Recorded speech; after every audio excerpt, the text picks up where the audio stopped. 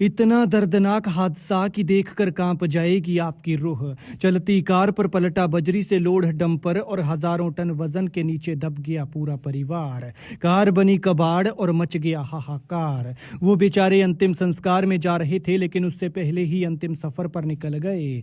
सिसकती रही कार में फंसी अंदर दबे जिंदगियां, बाहर बजरी हटाते रहे लोग, और फिर अचानक खामोश हो गई सबकी आवाजें। इतनी दर्दनाक मौत मिली कि सोचकर डर को भी डर लगने लगी। एक साथ उठी 7 अर्थियां, एक साथ जली सबकी चिताएं। जो घर पर था सिर्फ वही एक बचा, बाकी सब खत्म हो गए। ना माँ बची, ना बेटा, ना बेटी, ना दामाद, और न उनका छोटा सा बच्चा। एक एक कर सब हो गए खामोश और दर्दनाक मौत का शिकार। लेकिन किस्मत देखिए, वो बेचारे अभी घर से निकले ही थे कि थोड़ी दूरी पर उनका काल बैठा था। फिर कुछ ऐसा हुआ कि किसी को संभलने का मौका नहीं लगा। बेचारे जैसे बैठे थे वैसे ही बैठे रह गए। कुछ देर तक घुट घुट कर सांस ली, लेकिन फिर ये डोर टूट गई।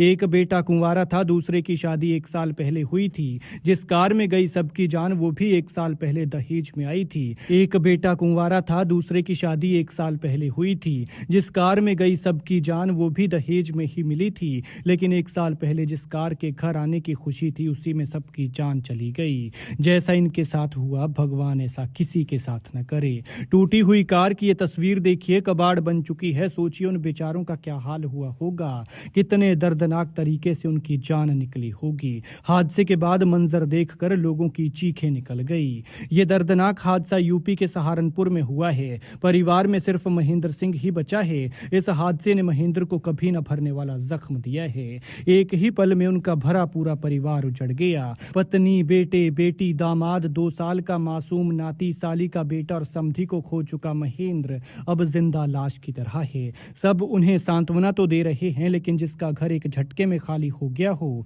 उसका दर्द तो वही जानता है। हादसे वाली जगह पर मौजूद एक शख्स ने बताया कि ऐसा लग रहा था कि जैसे मलबे के नीचे दबी कार के अंदर कोई सिसक रहा है। लेकिन जब तक बजरी हटाई जाती, तब तक सबकी आवाजें खामोश हो चुकी थी।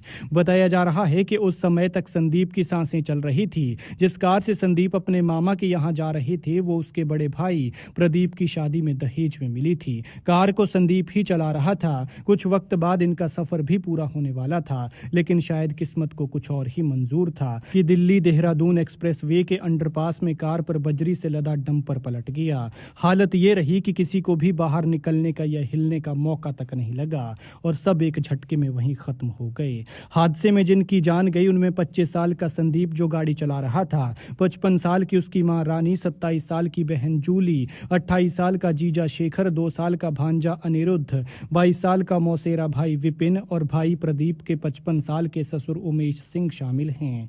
प्रदीप के 55 साल के ससुर उमेश सिंह शामिल हैं। बताया जा रहा है कि रानी के भाई की मौत हुई थी और ये लोग अपनी टाटा पंच कार में उनके संस्कार को जा रहे थे।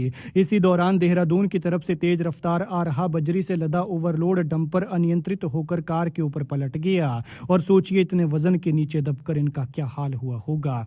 परिवार में अब महेंद्र सैनी और उनका 5 साल का नाती ही बचे हैं। महेंद्र बदहवास हैं क्योंकि एक झटके में पूरा घर खाली हो गया। वो रोते हुए बस यही कह रहे हैं कि जाते वक्त सोचा नहीं था कि परिवार को आखिरी बार देख रहे हैं। उन्हें चिंता है अपने 5 साल के नाती अभिनंदन की कि आखिर उसे कौन पालेगा, क्योंकि माँ बाप दोनों की असमय मृत्यु हो गई। खैर, भगवान मृतकों की आत्मा को शांति दे और दुखी परिवार को दुख सहने की शक्ति।